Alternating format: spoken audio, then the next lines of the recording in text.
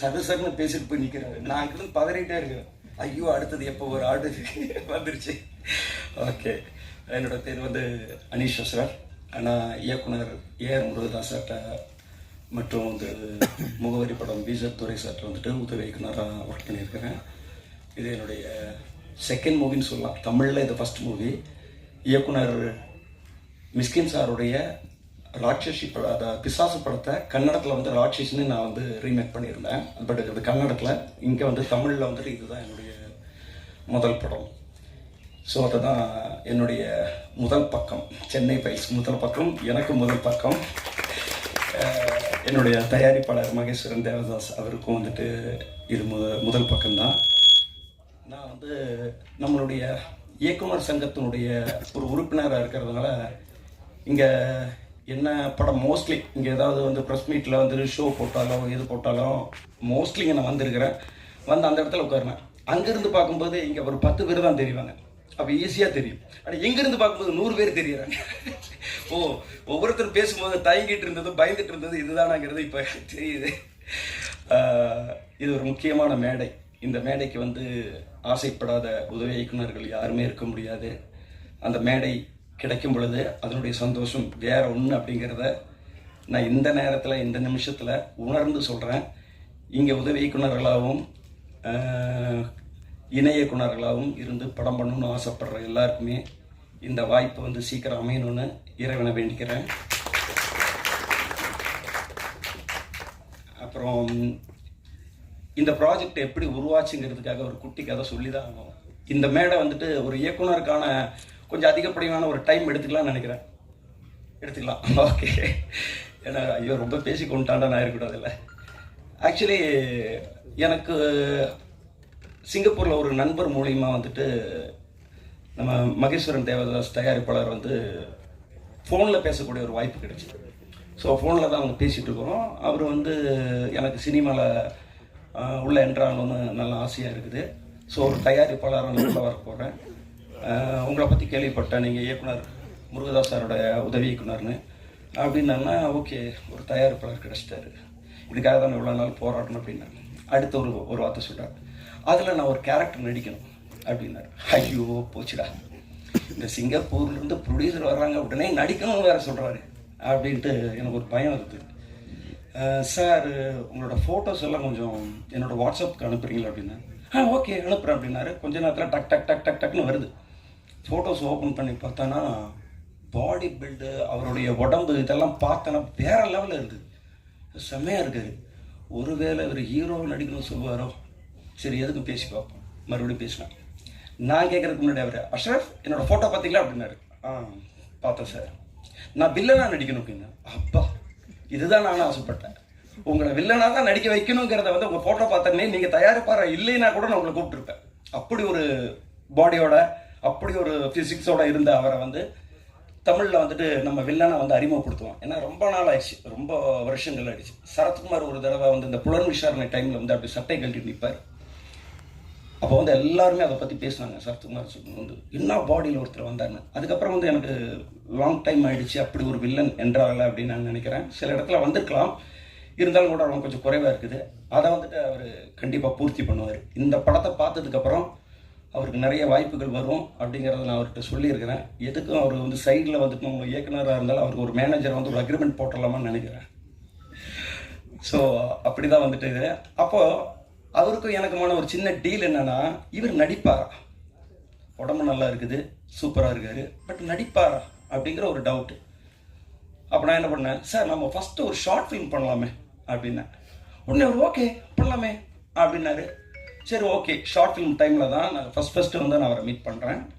Short ஃபிலிமில் நான் என்ன பண்ணிட்டேன்னா, நான் நல்லா லென்த்தாக டயலாக் நிறைய எழுதி இவரை வந்து இது பண்ணணும். ஆனால் எனக்கு ஒரு சேலஞ்சு, ஷார்ட் ஃபிலிம் பண்ணும்போது ஷார்ட் ஃபிலிமில் வில்லனாக நடிக்கணும். வில்லனுக்கு ஒரு ஷார்ட் ஃபிலிம், ஹீரோக்கு ஷார்ட் ஃபிலிம். இல்லைன்னா நம்ம ஒரு யூஸ்வலாக வந்து ஒரு ஏதோ ஒரு ஸ்கிரிப்ட் வந்து ஒரு லைன் சின்னதாக வச்சுருப்போம் பண்ணலாம். பட் இவருக்காகவே நான் ஒன்று பண்ணுறேன். அதில் வில்லன் வித்து ஒரு மறைமுகமான ஒரு ஹீரோ வந்தார். ஒரு எக்ஸ்பீரியன்ஸ்டான ஒரு ஆக்டர் எப்படி நடிப்பா அப்படியோ ஒன் டே ஷூட்டில் அது அவர் நடித்தார். அங்கே நான் முடிவு பண்ணிட்டேன், இவர் தான் என் படத்தினுடைய வில்லன் அப்படின்னு. பட் லேட்டராக தான் எனக்கு ஒன்று தெரிஞ்சுது, அவர் ஷார்ட் ஃபிலிம் வந்து என்னை வச்சு எடுத்தார்ல, அவர் மைண்டுக்குள்ளார இவன் கரெக்டாக டைரக்ஷன் பண்ணுறானான்னு பார்ப்போம். அப்போ இவன் டைரக்டராக போடலான்னு டெஸ்ட் நான் அவருக்கு வச்சிருக்கிறதா நினச்சா டெஸ்ட் அவர் எனக்கு வச்சிருக்காரு. அதுக்கப்புறம் தான் அவர் சொல்கிறார், அஷ்ரஃப் உங்கள் ஷார்ட் ஃபிலிமை பார்த்தேன், ரொம்ப பிரமாதமாக இருக்குது, சரி படம் பண்ணலாம், ஃப்யூச்சர் ஃபில்மை வந்து பண்ணலாம், இப்போ ஏதாவது ஸ்கிரிப்ட் இருந்தால் சொல்லுங்கன்னா அந்த டைமில் தான் வந்துட்டு இந்த கதை அவர்கிட்ட சொல்ல வேண்டிய ஒரு இதில் வந்து ஃபுல் ஸ்கிரிப்டை நான் சொன்னேன். அவர் கேட்டார், அவருக்கு வந்து பவுண்டேடு கொடுத்தேன், வாங்கிட்டு போய் படிச்சுட்டு இம்மீடியட்டாக ஸ்டார்ட் பண்ணலாம், இது லேட்டே ஆக வேணாம் அப்படின்னு சொல்லி இந்த படத்தை வந்துட்டு அந்த எப்போ நான் கதை சொல்லி முடித்தனோ, எப்போ அவர் பவுண்டேடு வாங்கி படித்தாரோ இம்மீடியட்டாக வந்து நான் ஒரு இயக்குனர் ஆகக்கூடிய அங்கீகாரத்தை கொடுத்துருக்காரு. அது என் வாழ்நாளில் மறக்கவே முடியாது. ரொம்ப ரொம்ப ரொம்ப தேங்க்ஸ் மகேஸ்வரன் தேவதாஸ் சார்.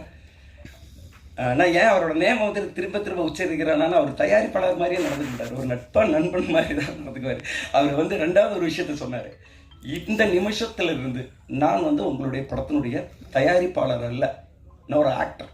நீங்கள் எந்த ஒரு விஷயமா இருந்தாலும் ஆக்டிங்கை பற்றி மட்டும்தான் என்கிட்ட பேசணும். இந்த படத்தினுடைய ஒரு தயாரிப்பாளர் மாதிரி நீங்கள் பேசணும், அவங்கள்ட்ட ஷேர் பண்ணணும்னா அது வந்து ஷாண்டி ரவிச்சந்திரன் சார்கிட்ட தான் பேசணும் அப்படின்னாரு. ஸோ அவர் உள்ள இந்த படத்துக்குள்ளார வந்தார்.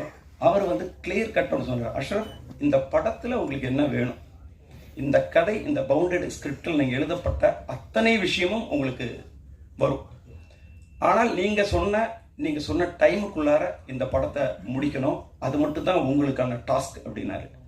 ஓகே சார் அப்படின்னா அப்புறம் அதுக்கு கீழே வந்து நம்ம மேனேஜர் காசி சார் வந்துட்டு நிறைய எக்ஸ்பீரியன்ஸோட நிறைய படத்தை வந்துட்டு ஒர்க் பண்ணிட்டு வந்தவர். அவருக்கு வந்து தெரியும் நம்ம என்ன சொன்னாலும் எத்தனை நிமிஷத்தில் எத்தனை நேரத்தில் அந்த பொருள் இங்கே வரும் அப்படிங்கிறது வந்து அவருக்கு நல்லாவே தெரியும். அதனால் வந்துட்டு ஷூட்டிங்கில் எந்த ஒரு குழப்பம் இல்லாமல் ஒரு செட்டப் அரேஞ்ச்மெண்ட் எனக்கு பண்ணி கொடுக்கறதுனால நான் அவங்கள்ட்ட சொன்னேன், இந்த படம் இத்தனை நாளில் முடிக்கிறேன் அப்படின்னா அதே நாளில் முடித்தேன். ஒரு நாள் கூட எக்ஸ்டன் பண்ணாமல் அந்த படத்தை வந்து நான் முடித்தேன். அதில் வந்து எனக்கு இன்னொரு சேலஞ்சுக்கு இருந்தது. ஏன்னா நான் வந்து பெரிய இயக்குனர் முருகதாஸ் சார்கிட்ட ஒர்க் பண்ணிட்டு வந்ததுனால பெரிய செட்டப்பில் பெரிய இடத்துல எல்லாம் ஒர்க் பண்ணிட்டு வந்திருக்கிறேன். இது வந்து பட்ஜெட்டாக சின்னதுன்னு நம்ம சொல்ல முடியாது. ஏன்னா இந்த கதைக்கு என்ன தேவையோ அந்த கதைக்கானது வந்து கொடுத்துட்டாங்க. பட்டு அங்கேருந்து நம்ம ஒர்க் பண்ணிட்டு வரும்போது அந்த ஸ்டைல் வேறு, பட்டு இங்கே வரும்போது நம்மளோட ஸ்டைலை மாற்றிக்கணும். இந்த படத்தை ஸ்க்ரீனில் பார்க்கும்போது பெரிய படமாக இருக்கணும், அதில் எந்த மாற்றமும் இருக்கக்கூடாதுன்னு நாங்கள் முடிவு பண்ணேன். இந்த ட்ரெய்லர் கூட உங்களுக்கு அப்படிப்பட்ட ஒரு ஃபீல் கொடுத்துருக்குன்னு நான் நினைக்கிறேன். இது ஒரு பெரிய படமான ஒரு ஃபீலை கொடுத்துருக்கிற அளவுக்கு நான் எடுத்திருக்கிறேன். இந்த படத்தை வந்து இன்னும் வெளியில் இருக்கக்கூடிய நபர்கள் யாரும் பார்க்கல, எங்களுடைய டீம் மட்டும் பார்த்தாங்க. அந்த டீமில் இருக்கிற எல்லாருமே வந்து அப்ரிஷியேட் பண்ணாங்க. எனக்கு என்னுடைய டீம் அப்ரிஷியேட் பண்ணுறதுங்கிறத விட பப்ளிக்காக என்னுடைய இயக்குனர் சங்கத்தை சார்ந்த என்னுடைய நண்பர்கள் இயக்குனர்கள் வெளியில் பப்ளிக் எல்லாருமே வந்துட்டு பாராட்டினா தான் என்னுடைய முதல் பக்கத்துக்கு அப்புறம் அடுத்த பக்கமும் ஓப்பன் ஆகும். ஸோ இந்த முதல் பக்கங்கிறது எனக்காக வச்ச பேர் அல்ல, சென்னை ஃபைல்ஸ் முதல் பக்கங்கிறது ஒரு கேஸ் ஃபைலை வந்து ஓப்பன் பண்ணக்கூடிய ஒரு விஷயம் இந்த கதையில் இருக்குது. அது வந்து எனக்கும் அது பொருந்துற மாதிரியான ஒரு விஷயமா இருந்தது. தயாரிப்பாளர் அவரும் சொன்னார், இல்லை இது ரொம்ப நல்லா இருக்குது, எல்லாத்துக்குமான ஒரு விஷயமா இருக்குன்னாரு. சரி ஓகே அப்படின்னு சொல்லி இதை நாங்கள் ஃபிக்ஸ் பண்ணோம். அப்புறம் முருகதாஸ் சார்ட்டிருந்து ஒரு விஷயத்த வந்துட்டு நான் கற்றுக்கிட்ட வெளியில் வந்த விஷயம் என்னென்னா, அவர் ஒரு கதை முதல்ல வந்து டிஸ்கஷனில் பேசும்போது முதல்ல ஒரு சோஷியல் மெசேஜை வந்து முதல்ல எடுத்துக்குவார். இந்த சோஷியல் மெசேஜ் நம்ம வந்து முதல்ல எல்லா இடத்துக்கும் ரீச் பண்ணணும். இதுக்கு தான் கதை பண்ணணும். கதையை பண்ணிக்கிட்டு வந்துட்டு என்ன மெசேஜ் சொல்லலாம்னு தேடுறது கிடையாது. முதல்ல ஒரு மெசேஜ் அவர் எடுத்துக்குவார். அந்த மெசேஜை சுற்றி தான் சீன், அதை சுற்றி தான் வந்து திரைக்கதை எல்லாமே பண்ணுவார். ஸோ நான் கூட வந்துட்டு க்ரைம் த்ரில்லருங்கிறது நிறைய வந்துக்கிட்டு இருக்குது. சமீபத்தில் கூட வந்துட்டு ஒரு படங்கள்லாம் பெரிய ஹிட் ஆகிடுச்சு. ஸோ வந்து ஒரு சேஃப் ஜோன் சொல்லலாம். பேய் படமும் த்ரில்லர் கதை இதெல்லாம் வந்துட்டு எப்போவுமே ஒரு சேஃப் ஜோன். அப்படி ஒரு சேஃப் ஜோனாக இது இருந்தால் கூட நான் அவர்கிட்ட வெளியில் வரும்போது நம்ம படத்துலேயே ஒரு சோசியல் மெசேஜான ஒரு விஷயத்த சொல்லணும் அப்படிங்கிறதுல ரொம்ப ஸ்ட்ராங்காக இருந்தேன். அப்படி ஒரு சோசியல் மெசேஜ் இந்த படத்தில் சொல்லப்பட்டிருக்குது. அதை வந்து நீங்கள் ஸ்க்ரீனில் பார்த்ததுக்கப்புறம் தெரிஞ்சுக்கலாம். அதை நான் இப்போ நான் சொல்லலை. பட்டு ஒரு க்ரைம் படத்தில் இப்படி ஒரு விஷயம் சொல்ல முடியுமாங்கிற அந்த அளவுக்கு வந்து நாங்கள் மெனக்கெட்டு ஒரு விஷயம் என்னுடைய டீம் உதவி இயக்குனர்களை வந்து எல்லாருமே வந்து இது பண்ணலாங்க. இந்த படத்துக்கு வந்து ஆரம்பத்திலிருந்து எண்டு வரைக்கும் எனக்கு என்னுடைய டீமில் வந்துட்டு ரொம்ப சப்போர்ட்டிங்காக இருந்த என்னுடைய co director Vijay and Ganesh sir இவர்களுக்கெல்லாம் வந்து நான் நன்றி சொல்கிறேன். உதவிக்கிணவர்களுக்கு சொல்லலைன்னா அவங்களுடைய ஒரு பிரச்சனை என்னென்னா, படம் முடிஞ்ச பூசணிக்காய் உடச்சிட்டு போனோடனே அதுக்கப்புறம் வந்து அவங்களோட காண்டாக்ட் வந்து நம்ம வச்சுக்க முடியல. ஏன்னா அவங்களும் வேறு படத்துக்கு போயிட்டாங்க. ஸோ அதனால் வந்துட்டு அவர்களுக்கு வந்துட்டு இந்த மேடையில் வந்து ஏன்னா அவங்க சூழ்நிலை அவங்களுக்கு வந்து நான் தேங்க்ஸ் பண்ணிக்கிறேன். இந்த படத்தை வந்துட்டு இப்போ அடுத்தது டெக்னீஷியனாக வந்து சொல்ல போனானா, பொதுவாகவே வந்துட்டு ஒரு க்ரைம் பேஸ்டான ஒரு ஸ்கிரிப்ட் பண்ணனா அதில் வந்து கேமரா ஒர்க் வந்து ரொம்ப நல்லாயிருக்கும். கேமரா ஒர்க் அந்த டோன் வந்து கரெக்டாக இருந்தால் தான் அது கரெக்டாக போயிட்டு ரீச் ஆகும். ஸோ அந்த வகையில் வந்து பார்த்தோன்னா இந்த படத்தினுடைய டிஓபி வந்துட்டு அரவிந்த் சார் வந்து ரொம்ப நல்லா, நான் என்ன சொல்கிறேனோ அந்த சொல்கிற ஸ்பீட்லேயும் குவாலிட்டிலையும் அவர் கொடுத்தாரு. ஏன்னா நான் மட்டுமே வந்துட்டு நான் சொன்ன நாளில் நான் முடிச்சிட்டேன் அப்படின்னு நான் சொன்ன நாளில் நான் மட்டும் முடிக்க முடியாது. என்னோடு ஓடி வரக்கூடிய அவங்களும் சேர்ந்து நான் சொல்கிற ஷார்ட்டை சொல்கிற டைமுக்குள்ளே முடித்தா மட்டும்தான் நம்ம வந்து ஒரு பிளான் பண்ணுன்னா அந்த நாள் ஷூட் வந்து அந்த அன்னைக்கு கம்ப்ளீட் ஆகும். அப்படி கம்ப்ளீட் ஆகாமல் ஒரு 4 ஷாட் வந்து பேலன்ஸு அப்படின்னா அப்படி தள்ளி போகும். அது அப்போ அதுக்கு காரணம் அப்போ நான் வந்து அதை பெருமையை சொல்ல முடியாது. ஸோ என்னுடைய பெருமையை நான் இப்போ பேசுகிற ஒரு காரணத்துக்கு வந்து முக்கியமான காரணமாக வந்து டிஓபி அரவிந்த் சார் சொல்லலாம். அதுக்கு அடுத்தது வந்து பார்த்தோன்னா